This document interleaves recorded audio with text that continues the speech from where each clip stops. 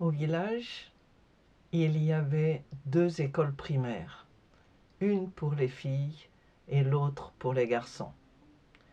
Il y avait aussi un cours complémentaire, ce qu'on appelait un cours complémentaire pour les filles qui était attaché à l'école primaire. C'était une pièce séparée qui servait de complément, comme son nom l'indique, avant que les enfants puissent prendre un travail rémunéré, puisqu'il n'existait pas d'école secondaire dans ce village. Donc moi, j'allais à l'école des filles et mes frères à l'école des garçons. L'école des garçons était plus haut que l'école des filles, tout en haut de la montée, au centre du village, juste à côté de l'église. Et derrière l'église, il y avait le cimetière, ce qui était un modèle traditionnel. Donc mes frères allaient là-bas et comme l'école de garçons était juste à côté de l'église, c'était très pratique pour le prêtre, le curé. Parce que quand il y avait des enterrements, il avait toujours besoin d'un enfant de chœur, comme on l'appelle, pour l'accompagner au cimetière. Et comme le cimetière était à côté de l'école, ce n'était pas un problème, il allait chercher un des enfants et mon frère a souvent été recruté pour servir d'enfant de chœur. Et peut-être que c'est ça qui l'a inspiré à devenir prêtre plus tard. Moi, j'allais à l'école des filles. L'école des filles était dans la montée pour aller au centre du village. Elle était à gauche. Il y avait une toute petite porte en bois, suivie d'un petit escalier où les marches étaient très petites. Elles étaient larges, mais elles n'étaient pas hautes du tout. Et on pouvait galoper le long de cet escalier pour arriver dans la cour de l'école. C'était une toute petite école, l'école Jeanne d'Arc, qui à l'époque avait une classe unique, du jardin d'enfants au CM2. Et donc, ce qui se passait, c'est que dans cette classe, à droite, contre le mur, on avait les plus petits. Et ensuite, rangée par rangée, chaque année scolaire. Et les grands de CM2 se trouvaient près de la fenêtre. Et la raison pour laquelle on n'avait pas mis les petits là, c'est que bien sûr, la fenêtre était une source de distraction, de tentation en tout genre. On pouvait regarder les arbres, écouter et regarder les oiseaux qui volaient. Et donc, c'était les grands qui se trouvaient là-bas. Et la professeure, la maîtresse d'école, enseignait chaque rangée à son tour. Donc, elle enseignait une première rangée, elle leur donnait des exercices à faire dans le livre, et elle passait à la rangée suivante, et puis à la suivante, et ainsi de suite. À l'époque, euh, le jardin d'enfants s'amusait vraiment très bien. Et en particulier, une fois, on avait préparé probablement pour la Noël ou la fin de l'année, on avait préparé une pièce de théâtre. Et moi, j'étais une momie, égyptienne sans doute. Tout ce dont je me souviens, c'est qu'on m'avait emballé de la tête aux pieds dans du papier de toilette, des rouleaux et des rouleaux de papier de toilette. Donc j'avais les deux bras collés au corps, les deux jambes collées au corps, l'une contre l'autre. Et après, il a fallu descendre du grenier où on préparait la pièce pour aller jouer dans la classe. Et comme je ne pouvais pas descendre, je ne pouvais rien faire, on m'a porté pour arriver là-bas. On dessinait aussi dans la petite classe. Et je me souviens avoir dessiné un lutin qui avait un petit short très joli euh, qui était comme un bulbe. Et puis de longs collants et une tête avec un chapeau de lutin. Nous étudions avec des livres et les livres étaient très différents les uns des autres. Par exemple, le livre de mathématiques ressemblait à une série de pattes de mouche. Tout ce qu'on voyait, c'était du noir sur du blanc, du noir sur du blanc, avec des tas de petits numéros, 3, 5, 6, 7, etc. Et avec des numéros d'exercice. Donc on nous disait, bon, alors maintenant on va faire l'exercice numéro 3, page 14.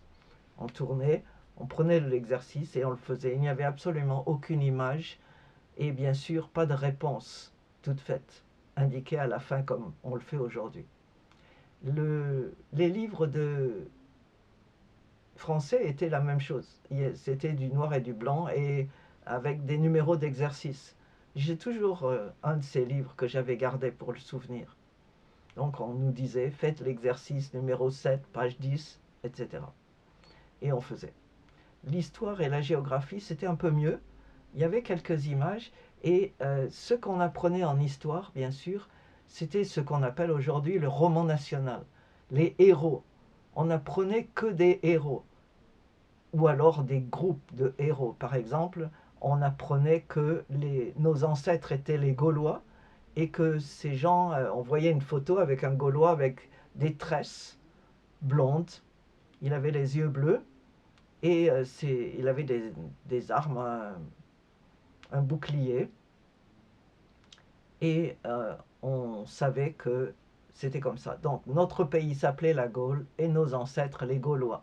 Ça c'était le résumé à apprendre pour le lendemain matin et on récitait la leçon un par un pour vérifier qu'on avait bien appris. En ce qui concerne les autres, il y avait bien entendu Clovis, le premier à s'être converti au christianisme, le roi Clovis. On avait Jeanne d'Arc, on avait Henri IV, on avait des héros. Et chaque héros représentait une époque dans l'histoire de France. Pour la géographie, on avait bien sûr une géographie coloniale à l'époque. Par exemple, l'Afrique,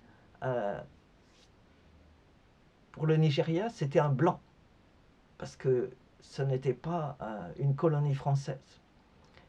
Par contre, on avait de grandes cartes de géographie gigantesques qui étaient pendues au mur, une plastifiée et fabriquée par une compagnie qui s'appelait Vidal-Lablache.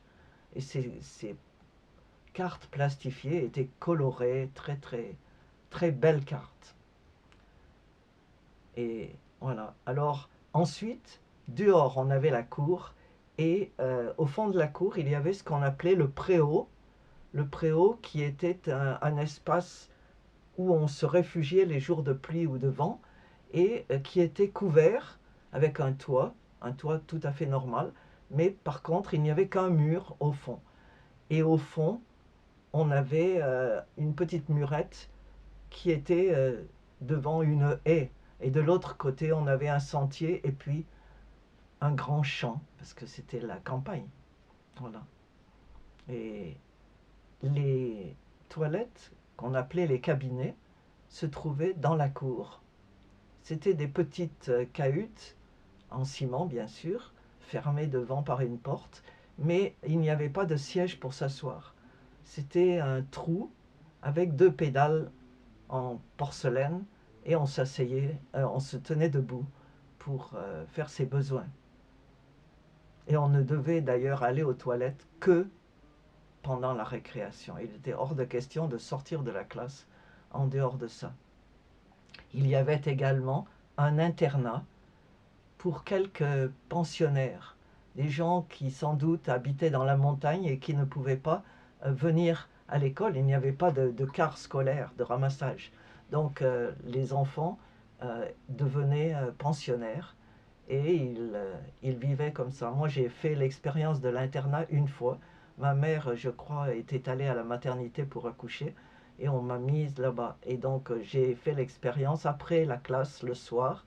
On a eu ce qu'on appelait une étude, donc un moment où on s'asseyait en classe et on travaillait.